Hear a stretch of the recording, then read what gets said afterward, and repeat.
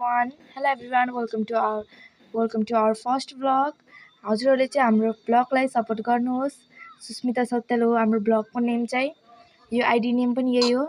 र सुरुमा हामीले सुकुटीको अचार बनाउने बेला हामीले सुरुमा सुकुटी भिजाउने अनि भिजाएर त्यसमा नुन हाल्यौ. अब हेर्दै जानुस् के हाल्छौ. र अलिकति बेसार.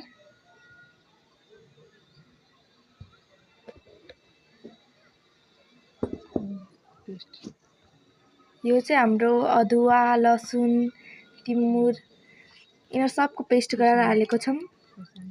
खुर्सानी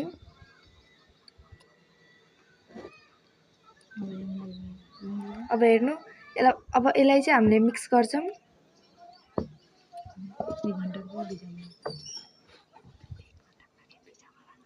1 घण्टाको 1 आवरको लागि चाहिँ हजुरले भिजाउन राख्दिनु होला. राम्रोसँग भिजाउनु होला किनकि राम्रोसँग हुनुपर्छ नि त.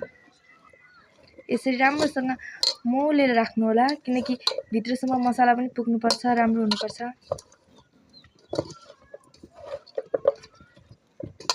यो चाहिँ हामीले घरमा कहिले खान मन लाग्यो भने आफूहरुलाई थोरै मान्छेलाई पनि गराउन मिल्छ हजुरले.